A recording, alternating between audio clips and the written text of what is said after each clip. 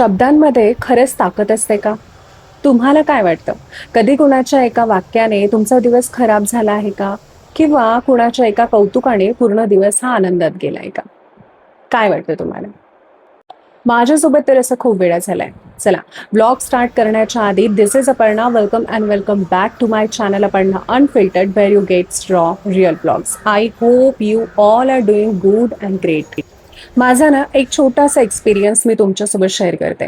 जेव्हा मी सुरुवातीला व्हिडिओ बनवायचे ना, म्हणजे हे चॅनल असायच्याही आधी माझं एक दुसरं चॅनल होतं आणि त्या चॅनलवरती मी व्हिडिओ पोस्ट करायचे. हेच डेली व्लॉगच करायचे.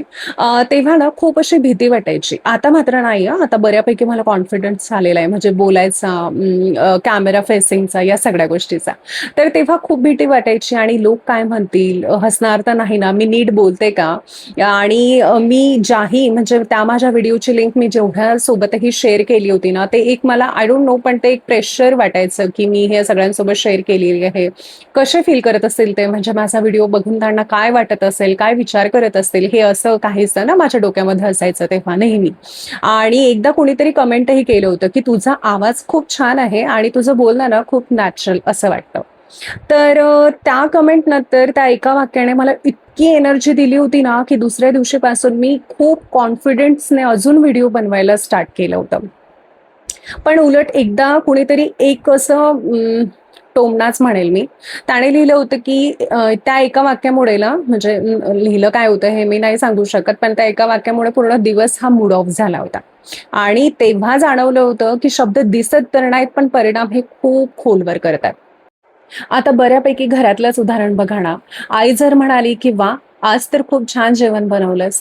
तर थकवाना असा निघून जातो आणि अजून काहीतरी नवीन बनवण्याची इच्छा होते. पण जर कोणी म्हणालं, की "हे काय केलंस?"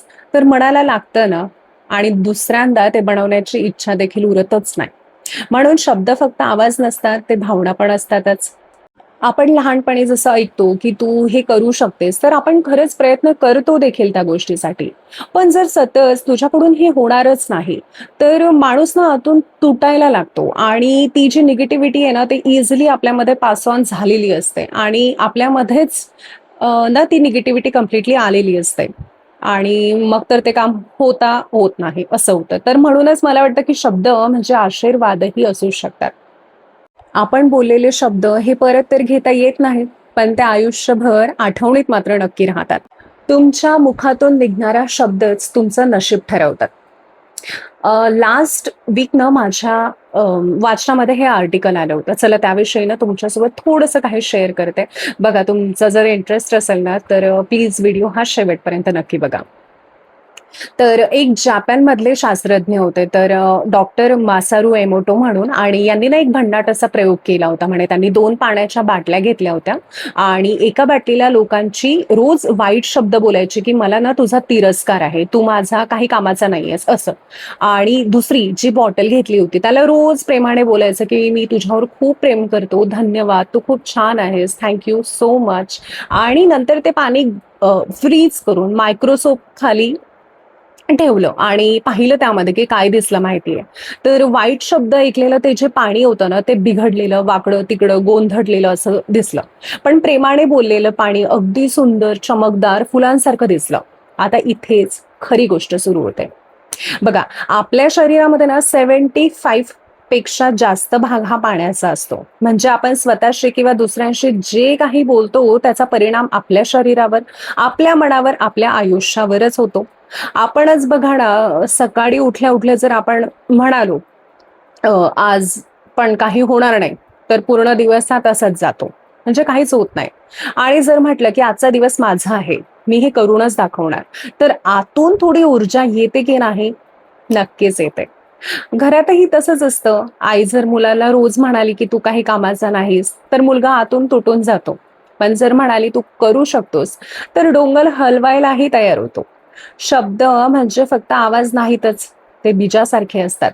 जसं पेराल तसंच उगवेल. म्हणून आतापासूनच जपून बोला, प्रेमाने बोला, धन्यवाद द्या. स्वतःलाही, दुसऱ्यांनाही चांगलं बोला. कारण जीवन आणि मृत्यूची ताकद जिभेत असते, असंच म्हटलं जातं.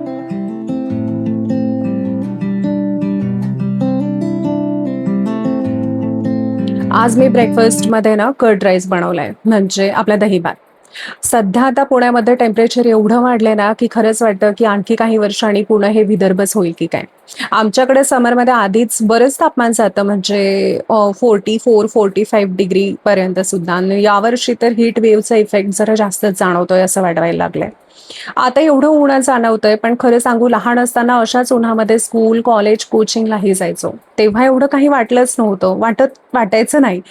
तेव्हा तर एसी नव्हता, नाही इतकी काळजी होती अशी शरीराची, तरीही फुल एनर्जीमध्ये जायचो. आणि आता तर दुपारी घराबाहेर जायची सुद्धा इच्छा होत नाही. दार उघडलं की गरम वाऱ्याचा फटका बसतोय. काळ बदललाय की आपण बदललोय, की खरंच तापमान खूप वाढलंय? काहीच कळत नाहीये. असो, तुमच्या सिटीमध्ये सध्या काय सिच्युएशन आहे? म्हणजे टेम्परेचर कितीपर्यंत जातंय? मला कमेंटमध्ये नक्की सांगा. पुण्यात तर खरंच खूप टेम्परेचर वाढलंय सध्या. दुपारी बाहेर पडणं म्हणजे चॅलेंजच झालंय आता.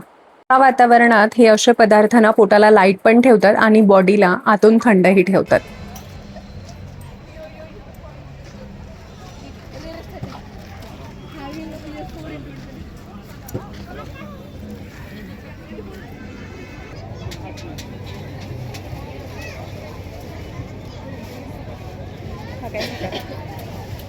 ये महेश्वरी टिश्यू चलो.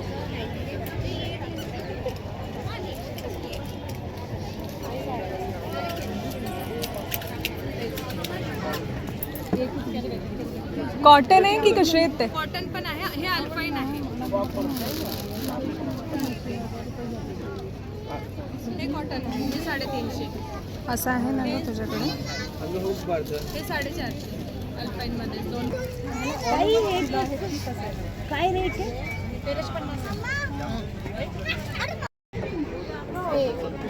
हे दिवा येतो याला. हे चौरंगाच्या साईडचं आहे. हां, चौरंग. थालीच्या साईडचं हेच आहे का? हां, हे दोन. हे कितीला? हे 250. आणि हे? हे 350 आहे. अच्छा, ते मोठे आहे ना? चौरंगाचं आहे ते. पिंक होतं बाळ.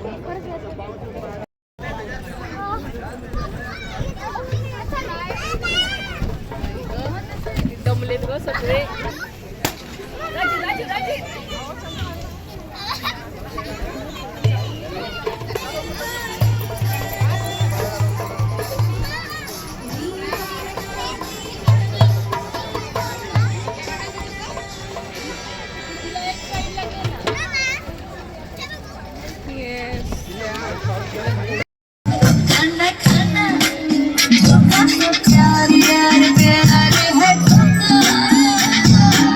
आमच्याकडल्या एरियामध्ये इथे 2 दिवस शॉपिंग फेस्टिवल होता. बरेचसे स्टॉल्स होते.